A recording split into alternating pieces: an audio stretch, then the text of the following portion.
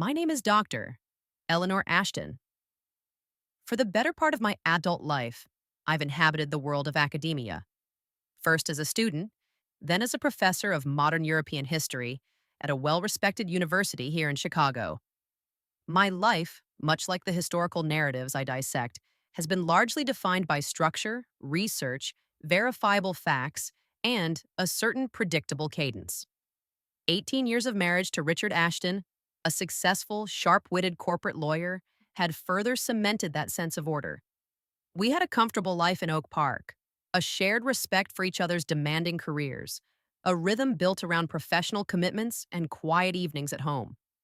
Or so I thought. Lately, however, a subtle dissonance had crept into our predictable harmony. Richard, usually meticulous about his schedule, had become vague about his late nights at the office. Client dinners, he'd murmur, kissing my cheek distractedly. Case preparation.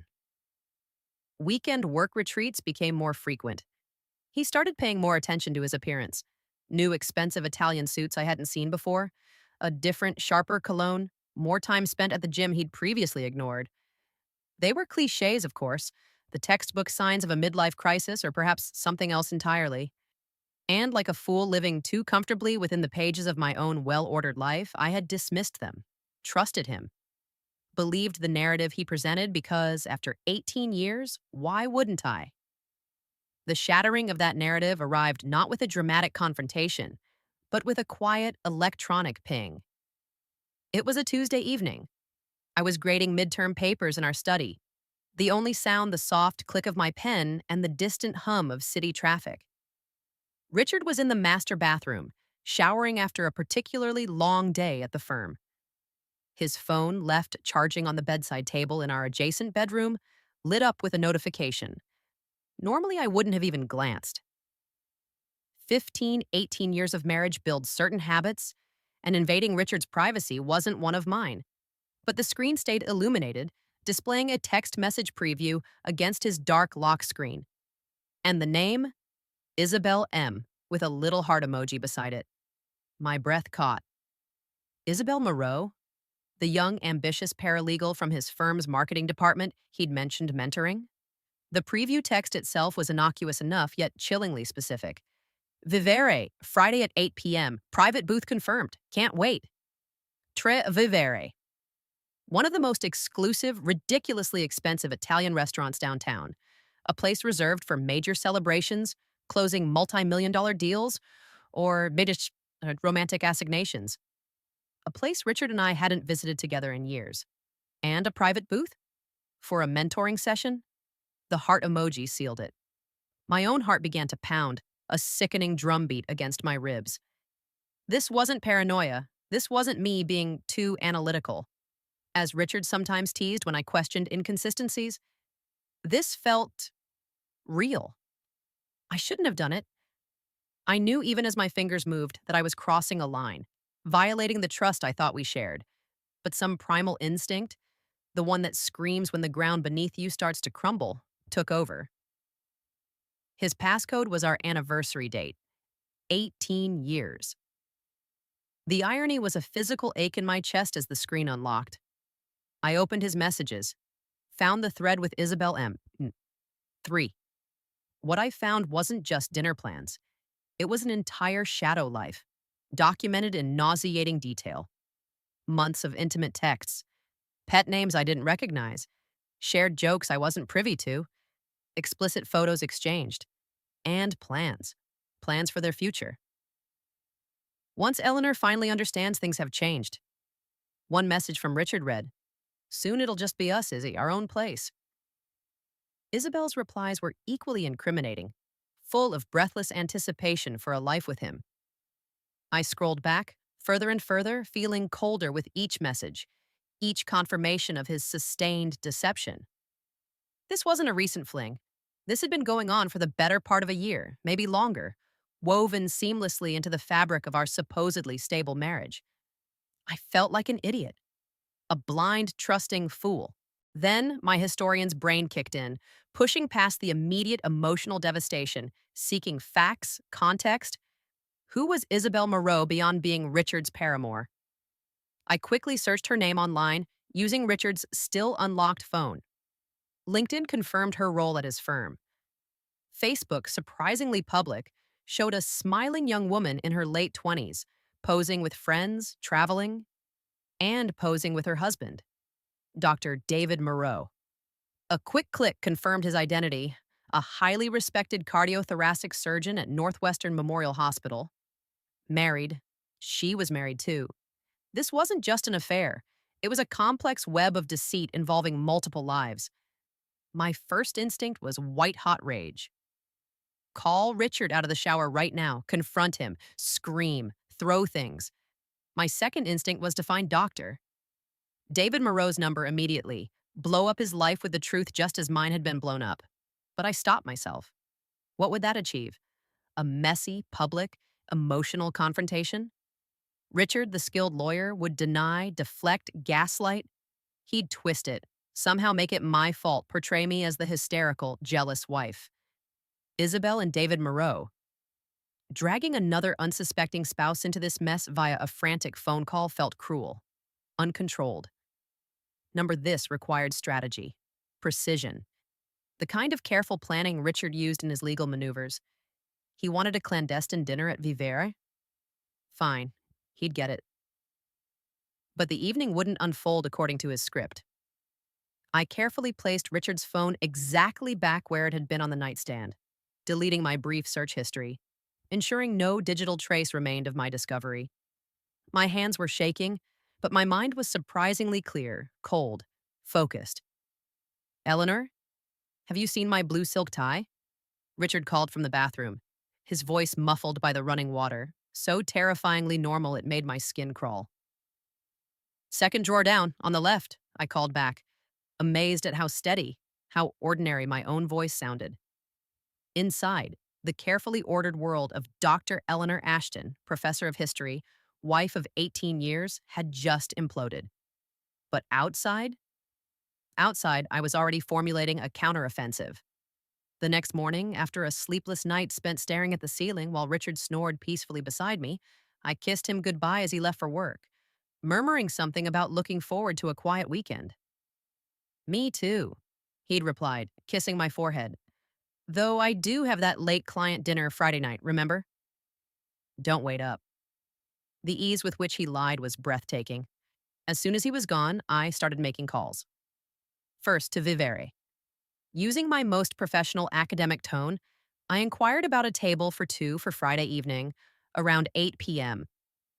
It's a rather important business dinner, I explained smoothly to the maitre d'. With a prominent surgeon I'm hoping to recruit for a university advisory board. Discretion is key. Is it possible to secure a table, offering some privacy, perhaps near one of your private booths? He assured me, Table 12, adjacent to Booth C, offered exactly that blend of visibility and discretion. I booked it under my name, Dr. Eleanor Ashton. Perfect. Booth C, according to Richard's confirmation text with Isabelle, was theirs. Next came the delicate part, contacting Dr. David Moreau without raising suspicion. I drafted the email carefully on my university letterhead account. Dear Doctor. Moreau, I began. My name is Dr. Eleanor Ashton, professor of medical history and ethics at Northfield University. Using the university name from Story 18's plan. I outlined a plausible and actually partially true initiative regarding a new interdisciplinary bioethics lecture series, mentioning his esteemed reputation in the surgical community. I believe your insights on the ethical challenges in advanced cardiothoracic procedures would be invaluable to our faculty and graduate students. I was hoping you might consider being a guest speaker or perhaps joining our advisory panel. Would you potentially be available to discuss this further over dinner? I happen to have a reservation at Vivere this Friday evening at 8 p.m., if that might align with your schedule. I hit send, my heart pounding. It was a long shot, relying on his availability and willingness to meet a stranger on short notice. His reply came within 3 hours. Dear Dr. Ashton, thank you for your kind invitation. The lecture series sounds fascinating. Friday evening works perfectly for my schedule. I look forward to meeting you at Vivere at 8. Sincerely, David Moreau, MD. He had no idea. No idea his wife would be in the adjacent booth with my husband. No idea our business dinner was the meticulously planned stage for the implosion of both our marriages. All the pieces were now in place. I spent the rest of the week moving through my life like an automaton, lecturing on the fall of the Ottoman Empire, grading papers on Renaissance art, attending faculty meetings, all while carrying this explosive secret, this carefully constructed plan. The shock had subsided, replaced by an icy calm, a forensic focus. Richard wanted a secret dinner, a hidden life. Fine, I would arrange a special kind of illumination. Friday night couldn't come soon enough. The 3 days leading up to Friday night were the longest, most surreal performance of my 18-year marriage. I moved through the routines of our shared life. Breakfast together, Richard engrossed in the Financial Times, me pretending to read departmental memos, polite inquiries about each other's day, even sharing the same bed, all while carrying the explosive knowledge of his betrayal like a shard of ice lodged against my heart. Every casual touch felt like a lie, every shared smile a grotesque parody. How had I not seen it sooner? The late nights suddenly made sense. The client emergencies, the abrupt weekend trips he claimed were networking opportunities, the little signs I had dismissed as work stress or midlife ennui now clicked into place with horrifying clarity, forming a detailed mosaic of deceit. I watched him now with the detached objectivity of a historian studying a flawed subject. I noted the way he discreetly angled his phone away from me, the slight jump when I entered a room while he was texting, the new, expensive cologne that definitely wasn't the subtle sandalwood I'd bought him for years. He thought he was being clever, clandestine. He had no idea I already possessed the key to his entire shadow life, downloaded and dissected. The photos he thought were deleted, the messages he assumed were private, they were all securely stored on an encrypted drive, waiting. My anger, initially a white-hot inferno, had cooled into something harder, more strategic. There would be no tearful confrontations, no messy scenes allowing him to play the victim or twist the narrative. My response, like my research, would be meticulous, evidence-based, and delivered with precision at a time and place of my choosing. Vivere. Friday night. The scene he had set for his romantic tryst would become the stage for my quiet denouement. While maintaining the facade at home, I prepared. Mentally, I rehearsed staying calm, controlled, professional. I reviewed the key text messages and photos on my secure drive, not to wallow in the hurt, but to fuel my resolve, reminding myself of the depth and duration of his betrayal. Physically, I chose my armor, a simple, elegant navy blue sheath dress, professional enough for my supposed dinner with Dr. Moreau, yet flattering enough to remind Richard, perhaps, of what he was so carelessly discarding. Pearl earrings, the ones he gave me for our 10th anniversary, the irony wasn't lost on me. And the red-soled heels I rarely wore, the ones that made me feel powerful, grounded. On Thursday evening, while Richard was supposedly working late, likely coordinating final details with Isabelle, I packed a small overnight bag, essentials, a change of clothes, my own toiletries, and placed it discreetly in the trunk of my car. Whatever happened tomorrow night, I knew I wouldn't be sleeping under the same roof as him again. Friday arrived, cool and clear. Richard left for work, humming lightly, mentioning his important client dinner again. "Don't wait up," he said, kissing my cheek with casual, practiced affection that now felt repulsive. These Vivere dinners always run late. Impressing old man Henderson, you know.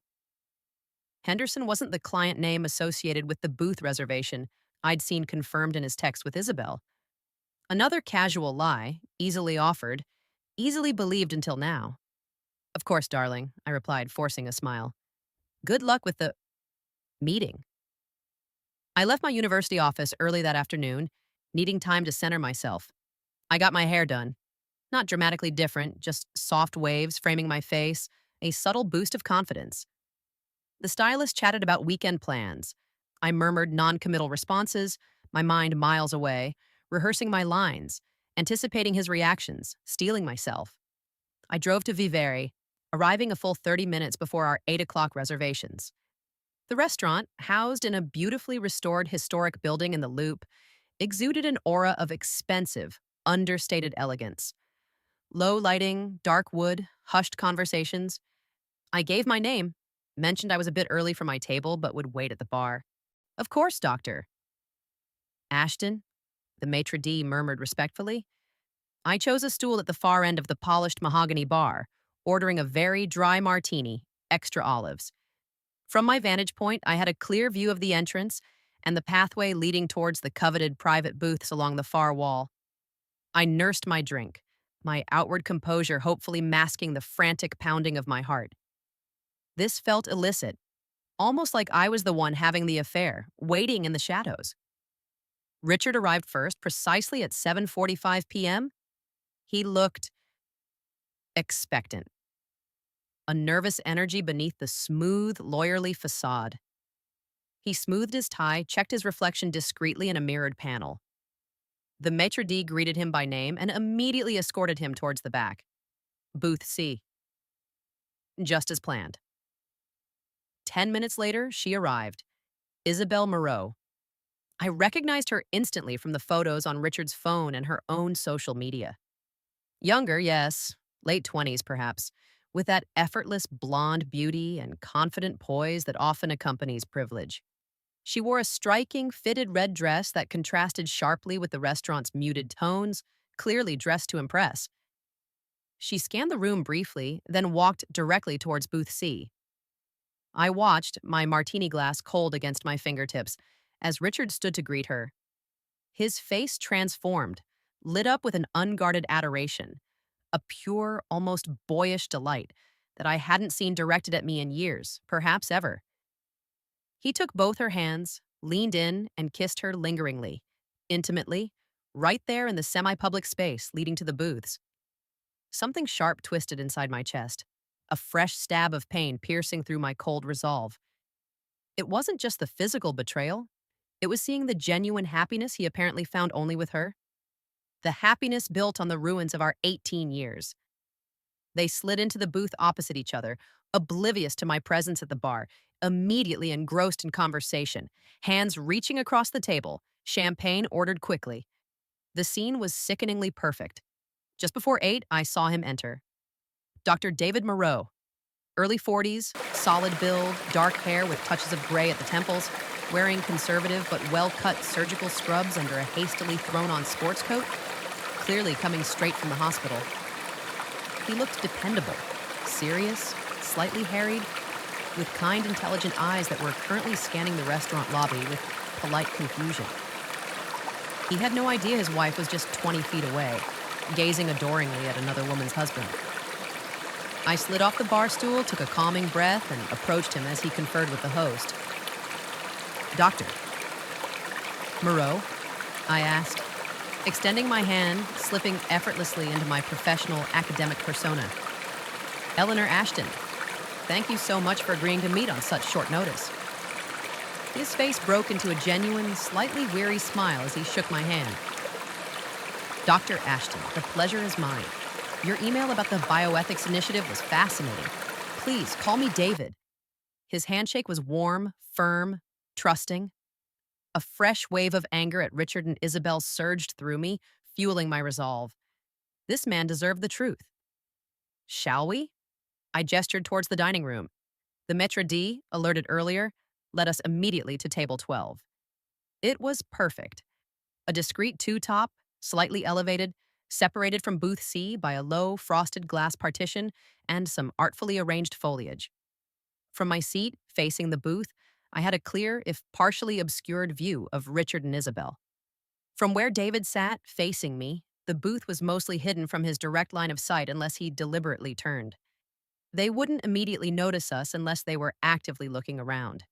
And judging by the way Richard was now caressing Isabelle's hand across their table, they were entirely lost in their own illicit world. So, David began after we'd ordered drinks, unfolding his napkin. Tell me more about this lecture series. The intersection of surgical ethics and historical precedent sounds incredibly relevant. I launched into my well-rehearsed explanation, drawing on actual academic initiatives I was involved with, weaving a plausible narrative about needing expert medical perspectives. I focused on David, asked him insightful questions about his work, listened intently to his passionate descriptions of complex surgical procedures. He was intelligent, engaging, clearly dedicated to his profession, a good man by all appearances. All the while, my peripheral vision tracked the scene unfolding just feet away. Richard refilling Isabel's champagne flute, her throwing her head back in laughter at something he whispered, his hand resting possessively on her knee under the table. Each intimate gesture was another twist of the knife, another piece of evidence confirming the narrative I would soon be forced to deliver. The appetizers arrived. David was explaining the ethical considerations of new robotic surgery techniques. I nodded, asked a follow-up question about informed consent, while simultaneously noticing Isabel excuse herself from their booth, likely heading towards the ladies' room located down the corridor behind our table. This was it, my opportunity. The moment I had been planning, dreading, steeling myself for over the past 3 days. "Excuse me for just one moment, David," I said, placing my napkin on the table, forcing a polite smile. "Powder room." He nodded understandingly, taking a sip of his wine. I stood up, my legs feeling surprisingly steady, and walked calmly towards the corridor, timing my steps to intercept Isabelle Moreau on her return. The performance was about to reach its climax. The conversation with Dr. David Moreau flowed surprisingly easily, despite the surreal circumstances. He spoke with passion about advances in cardiothoracic surgery, the ethical dilemmas posed by new technologies, his work with medical students at Northwestern. I found myself genuinely engaged, offering historical perspectives on medical ethics, discussing the university's potential interest in his expertise for the lecture series. For brief moments, immersed in intellectual discussion, I could almost forget the real reason we were seated here. The drama unfolding just feet away in booth C almost. My peripheral vision remained acutely tuned to their table. I saw Richard lean across, refill Isabelle Moreau's champagne flute, his hand lingering near hers. I saw her laugh, tossing her blonde hair back, touching his arm playfully. Each gesture felt like a small betrayal, twisting the knife slightly deeper but also hardening my resolve. They were so comfortable in their deception, so oblivious. As the waiter cleared our appetizer plates, I saw Isabel slide out of their booth, murmuring something to Richard before heading towards the back corridor where the restrooms were located.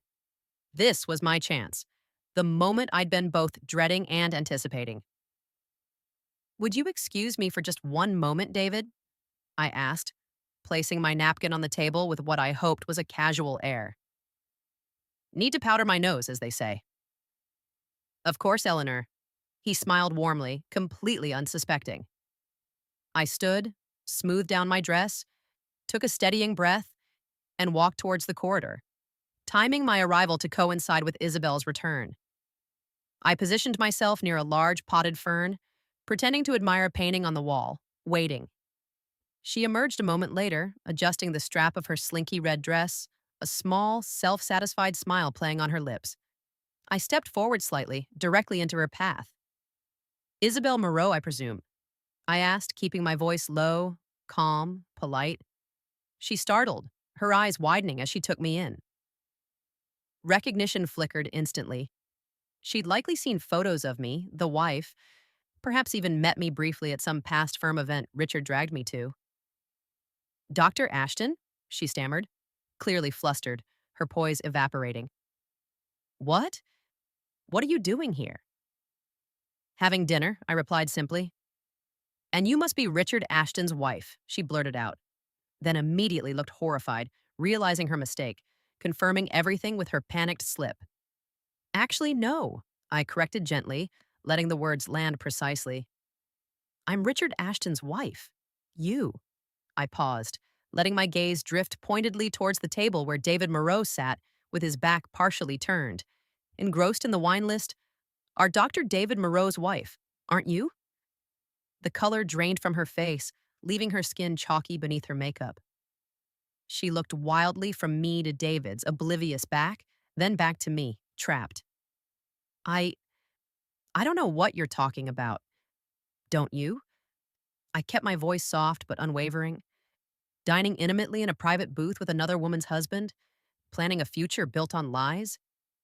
Please," she whispered desperately, glancing around, terrified of causing a scene. Not here. We can talk later. Too late. Richard, perhaps noticing Isabel's prolonged absence or sensing the sudden tension, was sliding out of the booth, concern etched on his face. Izzy, everything okay? He asked, approaching us. Almost simultaneously, David Moreau looked up from the wine list, likely noticing my own absence from our table, and now seeing me in a tense conversation with this unknown woman who looked distinctly distressed. He frowned, pushing back his chair. Eleanor, he called, starting to stand up. Is something wrong? Perfect. All players on stage. Richard reached us first. Eleanor, what are you doing here? Who's this? He asked, feigning confusion, though his eyes darted nervously towards Isabelle. David arrived beside him a second later. Isabelle? He asked, his voice sharp with confusion now, looking at his wife. What's going on? Do you know Doctor? Ashton's husband? The moment hung, thick with unspoken accusations and dawning horror. I looked calmly from my husband's panicked face to David Moreau's utterly bewildered one. David, I said, turning to the surgeon, my voice steady and clear, though my heart was pounding. Allow me to introduce my husband of 18 years, Richard Ashton. I gestured towards Richard, whose face had gone rigid. Then I turned my gaze coolly towards Isabelle, who looked like she might faint. And Richard? Isabelle. I believe you both already know Dr. Moreau's wife. The pieces clicked into place on David Moreau's face with devastating speed. Confusion morphed into disbelief, then into a raw, shattering understanding. His eyes fixed on Isabelle, then on Richard, then back to Isabelle, the color draining from his own face now. Isabelle? He whispered, the name cracking with pain. What is she talking about?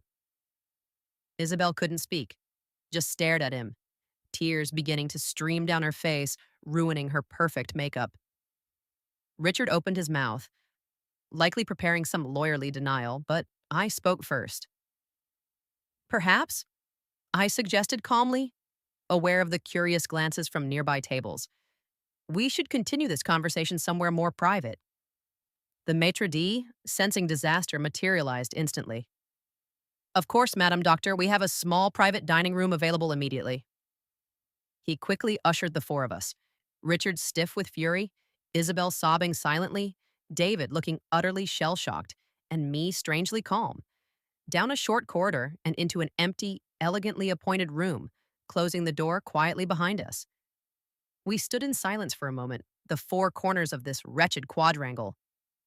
How did you know? Richard finally bit out, his voice low and venomous, directed at me. Your phone, Richard, I replied simply. The text confirming your reservation with Isabelle. The subsequent messages detailing your plans, your lies. You became careless. You went through my phone? He exploded. Irrelevant now, I waved dismissively. What matters is the truth. I turned to David Moreau, my voice softening slightly with genuine sympathy. Doctor. Moreau, David, I am truly, profoundly sorry that you had to discover this betrayal in such a public and painful way. It appears our respective spouses have been engaged in a rather lengthy and deceitful affair behind both our backs. Isabelle sobbed louder. David stared at her, his expression numb with shock. Richard tried to regain control. Eleanor, listen, this is a misunderstanding.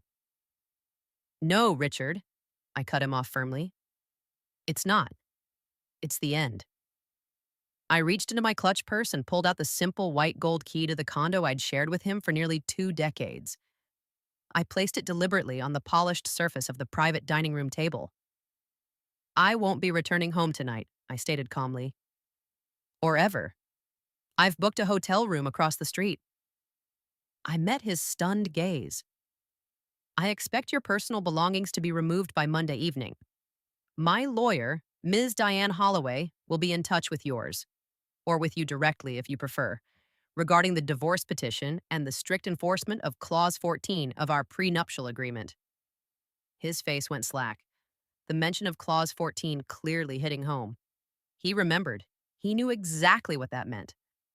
I looked at David Moreau one last time. Again, my sincere apologies for involving you like this, I said quietly. But I felt the truth needed simultaneous illumination. He just nodded mutely, still processing the wreckage of his own marriage. Then, without another word to Richard or Isabel, I turned and walked out of the private dining room, out through the now quiet main restaurant, past the pitying glances of the maitre d' and out into the cool Chicago night air. I felt strangely light, empty perhaps, but free. I checked into the Grand Meridian across the street, the luxury room with its king-sized bed and city view feeling vast and impersonal. The adrenaline faded, leaving behind a deep, bone-weary exhaustion and the hollow ache of 18 years dissolving into lies. I allowed myself to cry then, not the hysterical sobs of earlier, but quiet, grieving tears for the marriage I thought I had, the partner I thought I knew, the future that no longer existed. Hours later, long after midnight, there was a soft knock on my hotel room door. My heart leaped, thinking it was Richard, ready for another confrontation. I checked the peephole. It was David Moreau. He looked as shattered as I felt, exhaustion etched onto his face, his surgeon's composure gone. I hesitated, then opened the door. Michael David? Eleanor? He said, his voice rough. I... I'm so sorry to intrude. I couldn't go home. Didn't know where else. Can I just talk to someone who understands?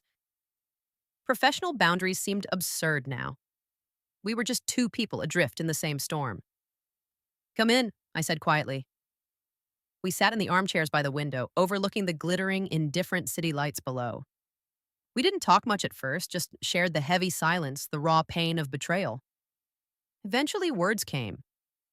We shared stories, not just of the affair, but of the small signs missed, the trust misplaced, the quiet unraveling we hadn't seen until it was too late. Finding solace not in answers, but in the shared understanding of an experience no one else could truly comprehend. It wasn't romantic.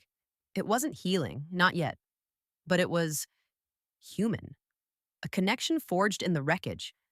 When he left near dawn, offering a quiet, grateful handshake, I felt a strange sense of clarity. My marriage was over, irrevocably. The pain was real, deep. But I had faced it on my own terms, with dignity, with strategy. Richard thought he was orchestrating the end of our story. He had no idea he had just inadvertently set the stage for the beginning of mine.